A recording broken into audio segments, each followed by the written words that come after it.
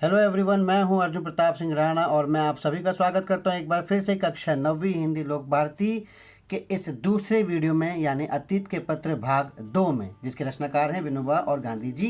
विनोबा जी का पत्र हमने इसके पहले भाग में हम देख चुके हैं बच्चों, जो उन्होंने गांधी जी को लिखा था तब जब साबरमती आश्रम छोड़कर वो वाई पहुंचे थे अपने गाँव, अपने शहर, जहाँ से उन्होंने गांधी जी को अपने वर्ष भर के दैनंदिनी की जानकारी लिखते हुए अपनी बातें बताई थी और उनसे परामर्श मांगा था। उसके बाद अब गांधी जी उनको प्रत्युत्तर में पत्र लिखकर उनके प्रश्नों का जवाब देंगे और उनको प्रोत्साहित करते हुए अपनी बातें रखेंगे। लेकिन इसके पहले हम अपने अनुदेशों का पालन करेंगे ताकि किसी तरह कोई परेशानी ना हो, और महात्मा गांधी जी के बारे में यहाँ पे परिचय प्राप्त करेंगे। क्या मुझे आप लोगों को महात्मा गांधी के बारे में परिचय देना है? अगर मैं आपको महात्मा गांधी जी के बारे में परिचय दूं तो छोटा मुंह बड़ी बात हो जाएगी। ये तो ऐसे शख्स हैं जिनके बारे में बच्चा बच्चा जानता है, जानना भी चाहिए। भारत के महान आत्मा, भारत के महान सपूत राष्ट्रपिता महात्मा गांधी जी को कौन नहीं जानता बच्चों। मोहनदास करमचंद गांधी इनका असली नाम, पूरा नाम। 2 अक्टूबर 1869 में इनका जन्म हुआ था और 30 जनवरी 1948 में इनका निधन हुआ। जिन्हें महात्मा गांधी के नाम से जाना जाता है, भारत एवं भारतीय स्वतंत्रता के आंदोलन के एक प्रमुख राजनैतिक एवं आध्यात्मिक नेता थे। वे सत्याग्रह के माध्यम से अत्याचार के प्रतिकार के अग्रणी नेता थे। उनकी इस अवधारणा की नींव संपूर्ण अहिंसा के सिद्धांत पर रखी गई थी, जिसने भारत को आज़ादी दिलाकर पूरी दुनिया में जनता के नागरिक अधिकारों एवं स्वतंत्रता के प्रति आंदोलन के लिए प्रेरित किया। उन्हें दुनिया में आम जनता महात्मा गांधी के नाम से जानती है। संस्कृत भाषा में महात्मा अथवा महान आत्मा एक सम्मान सूचक शब्द है बच्चों। ऐसा कहा जाता है गांधी जी को महात्मा के नाम से सबसे पहले 1915 में राजवैद्य जीवराम कालिदास ने संबोधित किया था। एक मत ये भी है कि गुरु रविन्द्रनाथ टैगोर जी ने महात्मा की उपाधि प्रदान की थी सबसे पहले। जो भी है, उन्हें बापू के नाम से भी याद किया जाता है। एक मत के अनुसार गांधी जी को बापू संबोधित करने वाले प्रथम व्यक्ति उनके साबरमती आश्रम के ही शिष्य सुभाष चंद्र बोस थे। प्रतिवर्ष 2 अक्टूबर को उनका जन्मदिन भारत में गांधी जयंती के रूप में और पूरे विश्व में अंतर्राष्ट्रीय अहिंसा दिवस के नाम से मनाया जाता है। ऐसे हैं हमारे देश के महान सपूत महात्मा गांधी जी, और इन महात्मा गांधी जी के शिष्य थे विनोबा भावे जी। यहाँ पे महात्मा गांधी जी की अनेक झांकियाँ मैं प्रस्तुत कर रहा हूँ बच्चों। एक ऐसा नेता, हम किस्मत वाले हैं कि हमने ऐसे देश में जन्म लिया जिस देश में गांधी जी थे। विनोबा जी और गांधी जी। विनोबा जी को महाराष्ट्र का गांधी भी कहें तो कम नहीं होगा। विनोबा जी गांधी जी के सिद्धांतों पर चलने वाले उनके प्रमुख शिष्य रहे। हमेशा उनकी बातों को उन्होंने अपने जीवन में उतारा। इसके पहले भाग में हम देख चुके हैं कि विनोबा जी ने किस तरह से आश्रम से दूर रहते हुए भी आश्रम के नियमों का अक्षरशः पालन किया, और उसी की जानकारी देते हुए उन्होंने अपना पत्र गांधी जी को लिखा था। आज गांधी जी यहाँ पर उन्हें जवाब देंगे। अतीत के पत्र, विनोबा और गांधी जी। तो अब हम पहले पढ़ते हैं कि जब विनोबा जी ने पत्र लिखा तो गांधी जी ने क्या जवाब दिया। विनोबा जी का पत्र देखते ही गांधी जी पत्र पढ़कर बोले, गोरख ने मच्छंदर को हराया, भीम है भीम। क्या बात है, यह उद्गार बापू के मुंह से निकले। गोरख है, गोरख ने मच्छंदर को हराया, भीम है भीम। असल में क्या है बच्चों कि गोरखनाथ और मच्छंदर नाथ, ये दो एक संत गुरु माने जाते हैं। मच्छंदर नाथ जी जो है गोरख के गुरु थे। एक बार मतलब उनसे प्रेरित होके, उन्हीं से शिक्षा प्राप्त करके गोरख जी ने एक बार शास्त्रार्थ विद्या में मच्छंदर जी को हरा दिया था, ऐसा माना जाता है। मच्छंदर जी ने कहा था कि मेरा चेला या मेरा शिष्य गोरखनाथ मुझसे भी बढ़कर है। तो आज उसी तरह से गांधी जी भी उसी को प्रतीकात्मक रूप में इस्तेमाल करते हुए कहते हैं कि मेरे जीवन और मेरे नियमों को, मेरे सत्य अहिंसा के नियमों का अक्षर से पालन करने वाले विनोबा जी ने मुझे हरा दिया, भीम है भीम। ऐसे आगे देखते हैं, यहाँ पे उन्होंने क्या लिखा है। सुबह उनको इस प्रकार उत्तर दिया, पत्र लिखकर गांधी जी ने उत्तर दिया, तुम्हारे लिए कौन सा विशेष काम मैं लाऊं ये मुझे नहीं सोचता। तुम्हारा प्रेम और तुम्हारा चरित्र मुझे मोह में डुबा देता है। गांधी जी कहते हैं कि तुम्हारे लिए मैं कोई काम बताऊं, समझ में नहीं आ रहा। तुम्हारा प्यार, तुम्हारा कैरेक्टर पूरी तरह से तुम्हारे मोह में मैं डूब जाता हूँ। तुम्हारी परीक्षा करने में मैं असमर्थ हूँ। तुमने जो अपनी परीक्षा की है उसे मैं स्वीकार करता हूँ।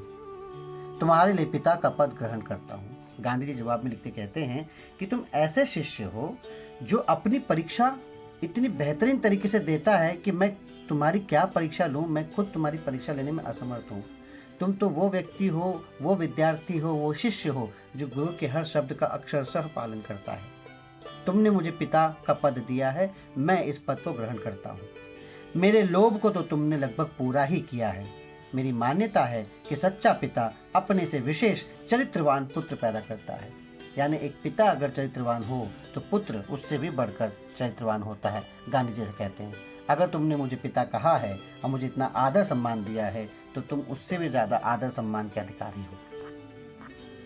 सच्चा पुत्र वह है जो पिता ने जो कुछ किया है उसमें वृद्धि करे।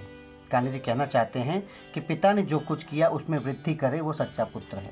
यानी मैं जो कुछ कर रहा हूँ, गांधी जी कहते हैं तुम तो उससे ज़्यादा आगे बढ़कर उससे ज़्यादा करते हो, इतने महान। पिता अगर सत्यवादी, स्थिर, दयामय हो तो स्वयं अपने में गुण विशेषता से धारण करें। वो सच्चा पुत्र होता है जो पिता के गुणों को धारण करता है। और ये तुमने किया है, ऐसा दिखता है। तुमने यह मेरे प्रयत्नों से किया है ऐसा मुझे नहीं मालूम होता।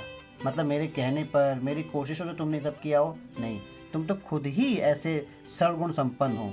ये कहना चाहते हैं गांधी जी विनोबा जी को उनकी तारीफ में। इस कारण तुमने मुझे जो पिता का पद दिया है उसे मैं तुम्हारे प्रेम की भेंट के रूप में स्वीकार करता हूँ। उस पद के योग्य बनने का प्रयत्न करूंगा और जब मैं हिरण्यकश्यप साबित होऊं तो प्रहलाद भक्त के समान मेरा सादर निरादर करना। अगर मैं अच्छा पिता ना बन सका हिरण्यकश्यपों की तरह तो तुम प्रहलाद भक्त की तरह मेरा सादर निरादर करना, जैसे प्रहलाद भक्त ने भी अपने पिता को सादर उनकी बात नहीं मानी थी। मतलब उनका मान रखते हुए भी उन्होंने उनकी बातों को नकार दिया था। हिरण्यकश्यप भक्त प्रहलाद की कहानी तो बच्चों आपको पता होगी ही कि हिरण्यकश्यप अपने आप को खुदा मान बैठा था और पूरे राज्य पे उसने ये ऐलान कर दिया था कि कोई भी भगवान विष्णु की पूजा नहीं करेगा, जो भी पूजा करेगा मेरी करेगा क्योंकि मैं ही भगवान हूँ। इत्तेफाक की बात है कि उन्हीं के घर में प्रहलाद ने, उनके पुत्र प्रहलाद ने जन्म लिया जो विष्णु के सबसे बड़े भक्त निकले। और उसी भक्त प्रहलाद की रक्षा के लिए विष्णु भगवान ने नरसिंह का अवतार लेकर हिरण्यकश्यप का वध किया और अपने भक्त प्रहलाद की रक्षा की थी। तो वही उदाहरण देते हुए गांधी जी कहते हैं कि अगर मैं तुम्हारे पिता के समान ना हुआ, क्योंकि हिरण्यकश्यप भी भक्त प्रहलाद के पिता थे, लेकिन इसके बावजूद उन्होंने अपने पुत्र को मारने के लिए न जाने कितने षड्यंत्र किए, कितने कार्य किए।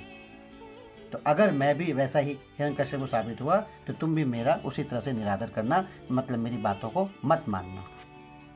गांधी जी ये बात कहते हैं तुम्हारी ये बात सच्ची है कि तुमने बाहर रहकर आश्रम के नियमों का बहुत अच्छी तरह पालन किया है। तुम्हारे आश्रम में आने के बारे में मुझे शंका थी ही नहीं। तुम्हारे संदेश मामा फड़के ने पढ़कर मुझे सुनाए थे। बच्चों, मामा फड़के के बारे में हम जानकारी ले चुके हैं।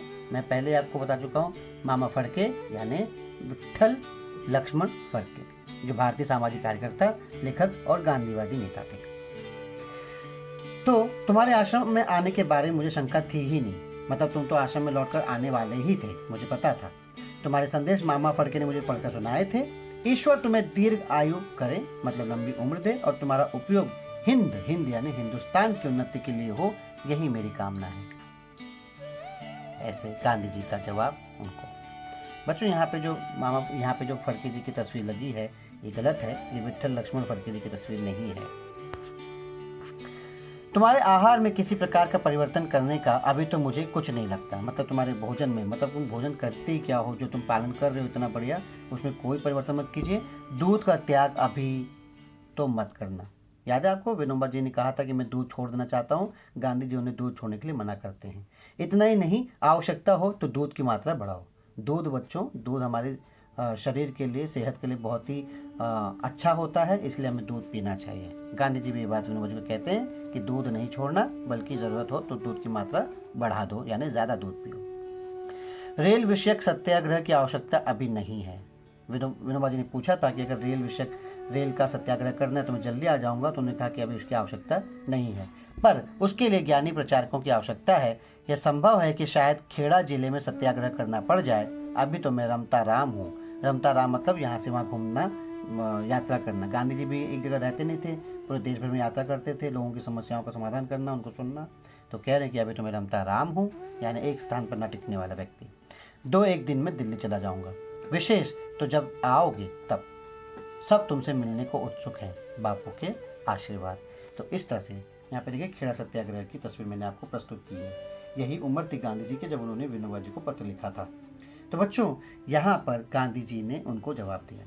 इतना प्यार लुटाने वाले गांधी जी विनोबा जी को इतना प्यार लुटा रहे हैं, तो आप ये समझिए कि वो विनोबा जी को कितना प्यार करते होंगे। विनोबा जी कितने आदर्श शिष्य रहे हैं उनके, जो अपने ऐसे शिष्य जो उनकी बातों का पूरी तरह से पालन करे।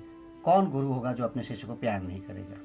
तो बच्चों, विनोबा जी चूँकि यहाँ पे केंद्रीय व्यक्ति विनोबा जी हैं, जिनके बारे में शुरुआत से लेकर अंत तक बात चलती है, गांधी जी भी उन्हीं को जवाब दे रहे हैं। तो मैं विनोबा जी के लिए एक छोटा सा वीडियो मैंने आपके सामने प्रस्तुत किया है, आप उसे ध्यान से देखिए, आपको काफ़ी जानकारी मिलेगी। देखते हैं आगे। इसके पहले ये पत्र खत्म करते हैं। बाद में बापू के उद्गार। जब पत्र लिखकर हो गया तो बापू जी ने क्या कहा? बहुत बड़ा मनुष्य है। मुझे अनुभव होता रहा है कि महाराष्ट्रियों और मद्रासियों के साथ मेरा अच्छा संबंध रहा है। महाराष्ट्रियों में तो किसी ने मुझे निराश किया ही नहीं, उसमें भी विनोबा ने तो हद कर दी।